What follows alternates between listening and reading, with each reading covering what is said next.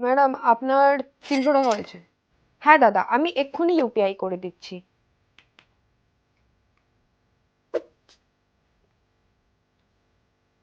দূর বাবা, এই ইউপিআই বারবার ফেলড কেন দেখাচ্ছে?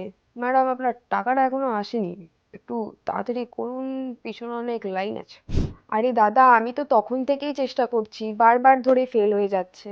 আর এখানে নেটওয়ার্কের যা অসুবিধা, ম্যাডাম এই ছোটখাটো পেমেন্টের জন্য ইউপিআই লাইট ব্যবহার করুন, কম নেটওয়ার্কেও কাজ করে। দাদা, আমি ফাইন্যান্স ক্রিয়েটর, এটুকু জানবো না?